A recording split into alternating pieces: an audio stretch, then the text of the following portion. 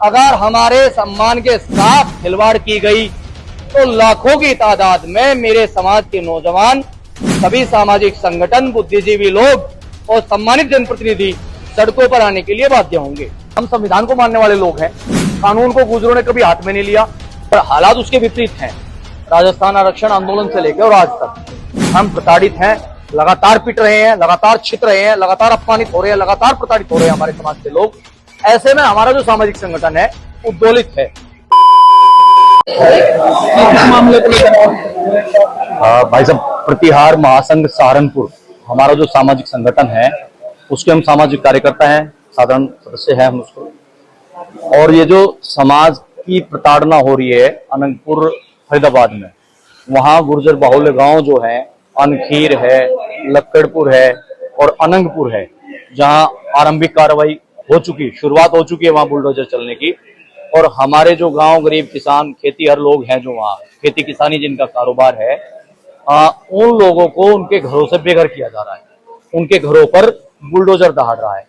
और वो उस स्थिति में दहाड़ रहा है भाई साहब कि सरकार में हमारे मजबूत कद्दावर दिग्गज प्रतिनिधि वहां मौजूद हैं, जिसमें माननीय मंत्री जी भी हैं और क्षेत्र में और भी जनप्रतिनिधि है। तो मेरे समाज में बड़ा आक्रोश है इस बात को लेकर कि 2014 से लेकर 17, 19, 22, 24 बड़ी तादाद में हमारे समाज के लोगों ने भारतीय जनता पार्टी को सपोर्ट किया और बड़ी उम्मीद और अपेक्षाओं के साथ किया कि हमारे हक अधिकारों का अतिक्रमण नहीं होगा, हमारे मान मनोबल, मान स्वाभिमान पर ठेस नहीं पहुंचेगी।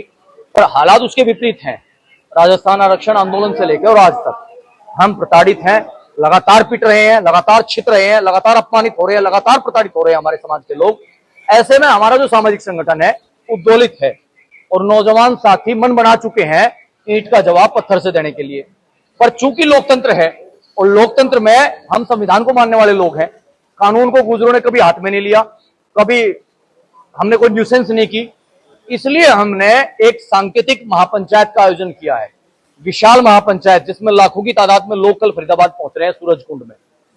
उसके माध्यम से हम सरकार को संदेश भी देना चाहते हैं और चुनौती भी देना चाहते हैं।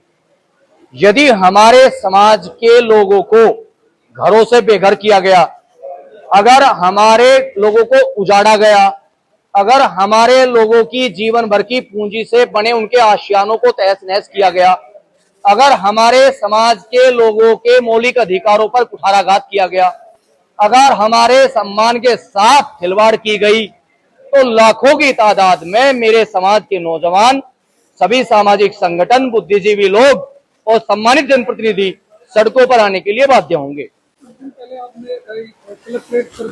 जी, वो भी भाई साहब हम एक मैसेज देना चाहते थे जिलाधिकारी महोदय के माध्यम से माननीय प्रधानमंत्री और माननीय राष्ट्रपति को संबोधित ज्ञापन हमने प्रेषित किया था। चूंकि लोकतंत्र में एक संवैधानिक प्रक्रिया है जिसका अनुपालन करना प्रत्येक नागरिक का कर्तव्य है, तो हमने सांकेतिक तौर पे अपनी मांगे सरकार के समक्ष रखी थी और उन पे अमल करने की बजाय कल भी हमारे एक गणमान्य व्यक्ति के फार्म हाउस पर तकरीबन जेसीबी और 20 बुलडोजर भेज दिए गए। तो सरकार कहीं ना कहीं हम लोगों को उकसाना चाहती है, हम लोगों को सड़क पर लाना चाहती है।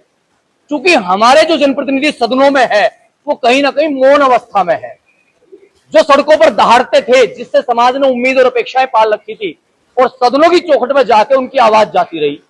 आज वो सदनों में आवाज उठाने की बजाय घरों में डूब के बैठे हैं। मैं वही कह रहा हूं भाई साहब, मेरे समाज से सांसद भी है, विधायक भी है, मंत्री भी है, पर वो कहीं ना कहीं उनके हाथ बंधे हुए हैं और उन्होंने मौन धारण कर लिया है। समाज में इस बात को लेकर पीड़ा है।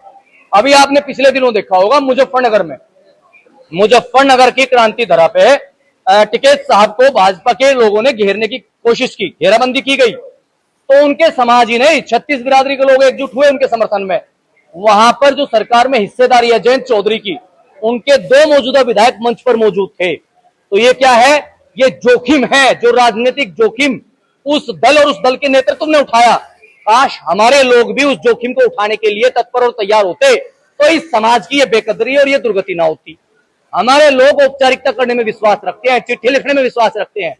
अगर हमारे जनप्रतिनिधि चाहें तो अपने अपने क्षेत्रों से 2 से 4 बसें अगर भेज दें तो कहीं ना कहीं समाज का झंडा बुलंद होगा, क्योंकि इस लोकतंत्र में सिर गिने जाते हैं।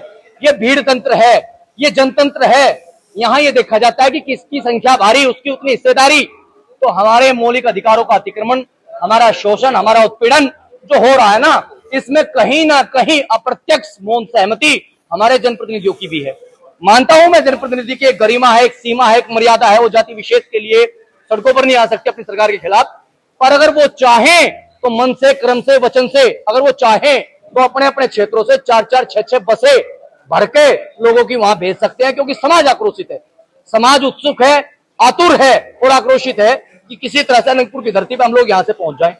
पर एक व्यक्ति सक्षम नहीं है, समर्थ नहीं है, तो ये संसाधन मुहैया कराएं तो भी समाज इनको हाथों हाथ लेगा साहब, और इनको दोबारा से सदनों में भेजने का काम करेगा। पर नहीं, मेरा समाज ठगा सा महसूस कर रहा है।